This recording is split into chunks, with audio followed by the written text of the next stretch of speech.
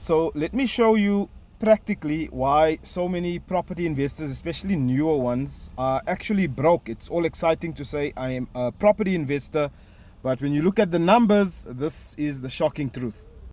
So let's say someone browses on Property 24 and maybe they find this property. So this is out in Bryanston. So this is a 2-bedroom, 2-bathroom, 2-garage, 120 square meters. So let's just have a look. Okay, so yeah, it's going for 1375.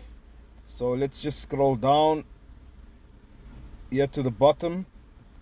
So you can see there the levies are 3,100 a month. It shows special levies 1 rand. Maybe there are no special levies. And then rates and taxes 1,260 rand. And then I'll go and have a look at a property that I can compare for rental. So let's say I find this one also in Bryanston, 117 square meters, 2-bathroom, 2-bedroom, 2.5 bathroom, 2-bedroom and 2-garage. And it's going for 15,000 rand a month. So let's look at what the cash flow looks like. So that property was going for 1375. That's the asking price. Let's say you're able to secure it at 1,350,000. So you know your rental amount is 15,000 a month. Your levies are 3,100. Rates and taxes 1,260. And then the bond payment on 1350 is 13,250. So the net cash flow is actually negative 2,610 rand.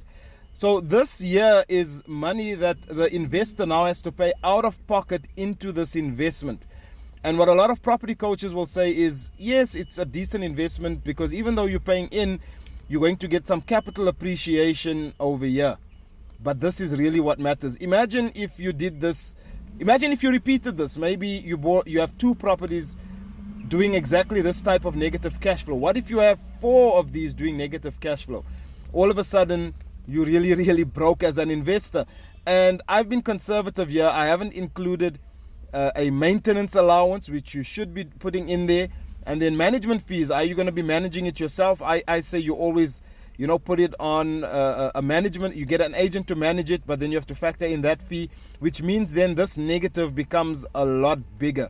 And this is really the reason why so many property investors are broke, is because they don't check the net cash flow effect of the investment, factoring in all these costs and any other costs like maintenance and management fees.